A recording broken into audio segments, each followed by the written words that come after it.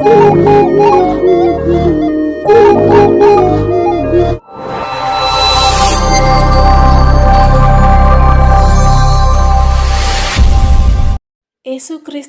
ನಾಮದಲ್ಲಿ ಎಲ್ಲ ಸಹೋದರ ಸಹೋದರಿಯರಿಗೂ ನನ್ನ ವಂದನೆಗಳನ್ನು ಅರ್ಪಿಸುತ್ತಾ ಮತ್ತೊಂದು ಹೊಸ ಸಂಚಿಕೆಗೆ ತಮ್ಮೆಲ್ಲರನ್ನ ಸ್ವಾಗತಿಸುತ್ತಾ ಚಿಂತನ ಮಂಥನ ಎಂಬ ಕಾರ್ಯಕ್ರಮಕ್ಕೆ ತಮ್ಮೆಲ್ಲರನ್ನ ಸ್ವಾಗತಿಸುತ್ತಾ ಇಂದಿನ ಸಂದೇಶದ ಚಿಂತನೆಗಾಗಿ ದೇವರಾತ್ಮನಿಂದ ಪ್ರೇರೇಪಿಸಲ್ಪಟ್ಟು ನಾನು ಆರಿಸಿಕೊಂಡಂತಹ ವಾಕ್ಯ ಭಾಗ ಮತ್ತಾಯನು ಬರೆದ ಸುವಾರ್ತೆ 4ನೇ ಅಧ್ಯಾಯ ದೈವ ವಚನಗಳು 8-10. ವಚನ 8.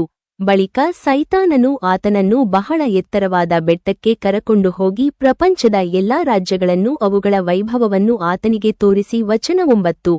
ನೀನು ನನಗೆ ಸಾಷ್ಟಾಂಗ ನಮಸ್ಕಾರ ಮಾಡಿದರೆ ಇವುಗಳನ್ನೆಲ್ಲ ನಿನಗೆ ಕೊಡುವೆನು ಅಂದನು. ವಚನ 10.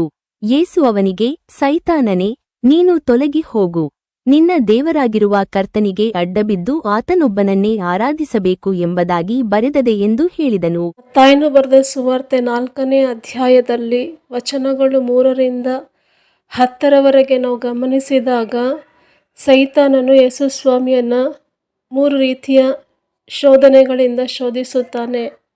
3 ರೀತಿಯಾದಂಥ ಶೋಧನೆಗಳು ಯಾವುವು ಎಂದರೆ ಶರೀರಾಸೆ, ನೇತ್ರಾಸೆ, ಬದುಕು ಬಾಳು ಡಂಬ. ಸೈತಾನನು ಒಡ್ಡುವಂತಹ ಮೊದಲನೇ ಶೋಧನೆ ಶರೀರದ ಆಸೆ, ಎರಡನೇದಾಗಿ ಬದುಕು ಬಾಳು ಡಂಬ, ಇದರ ಮೇಲೆ ಶೋಧಿಸುತ್ತಾನೆ.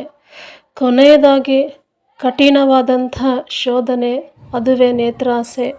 ಈ ನೇತ್ರಾಸೆಯನ್ನು ಸಾಧಾರಣ ಮನುಷ್ಯರಾದಂಥ ನಾವು ಜಯಿಸೋದು ತುಂಬ ಕಷ್ಟ. ಯಾಕೆಂತಂದರೆ ಕಣ್ಣು ನೋಡೋದನ್ನು ಶರೀರ ಅನುಭವಿಸಲಿಕ್ಕೆ ಇಚ್ಛಿಸುತ್ತದೆ. ಈ ನೇತ್ರಾಸೆಯಲ್ಲೇ ಅನೇಕ ಭಕ್ತರು ಬಿದ್ದು ಹೋಗುತ್ತಾರೆ.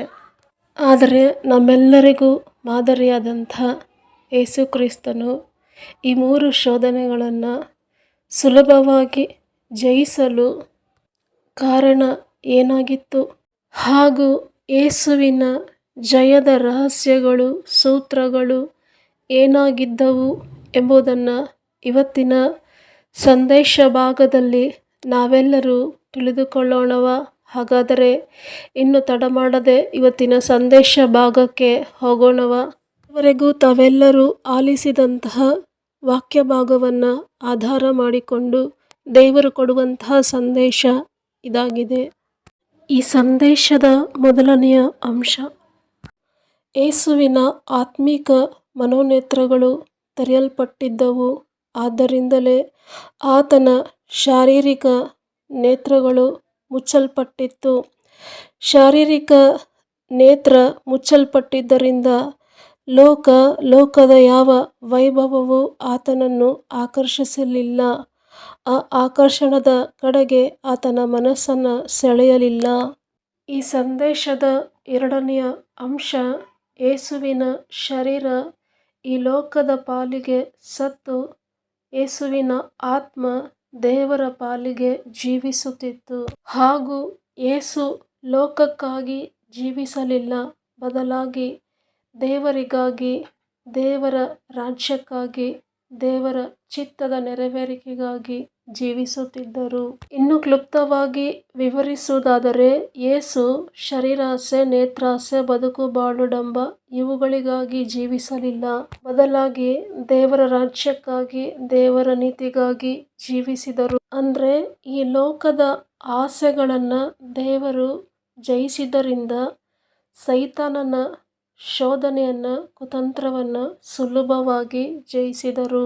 ಹಾಗೂ ಯೇಸು ದೇವರಿಗೆ ತುಂಬ ಹತ್ತಿರವಾಗಿ ಲೋಕಕ್ಕೆ, ಲೋಕದ ಆಸೆಗಳಿಗೆ, ಭೋಗಭಾಗ್ಯಗಳಿಗೆ ತುಂಬ ದೂರವಾಗಿ ಜೀವಿಸುತ್ತಿದ್ದರಿಂದ ಸೈತಾನನ ಶೋಧನೆಯನ್ನು ಸುಲಭವಾಗಿ ಜಯಿಸಿದರು.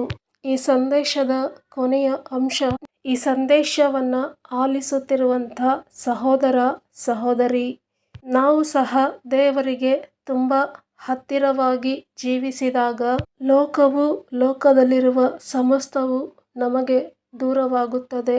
ಹಾಗೂ ನಾವು ಸಹ ದೇವರಿಗಾಗಿ, ದೇವರ ಚಿತ್ತ ನೆರವೇರಿಕೆಗಾಗಿ ಜೀವಿಸುವುದಾದರೆ ಸೈತಾನನು ಒಡ್ಡುವ ಶೋಧನೆಯನ್ನು ಸುಲಭವಾಗಿ ಜಯಿಸಲು ಸಾಧ್ಯವಾಗುತ್ತದೆ. ಇಲ್ಲಿಗೆ ಈ ಸಂದೇಶವನ್ನು ಸಮಾಪ್ತಿ ಮಾಡುತ್ತಾ ನಿಮ್ಮ ಪ್ರಾರ್ಥನಾ ಮನವಿಗಳನ್ನು ಸಲ್ಲಿಸಲು ನಮಗೆ ಸಂಪರ್ಕಿಸಬೇಕಾದಂಥ ದೂರವಾಣಿ ಸಂಖ್ಯೆ 7019535905.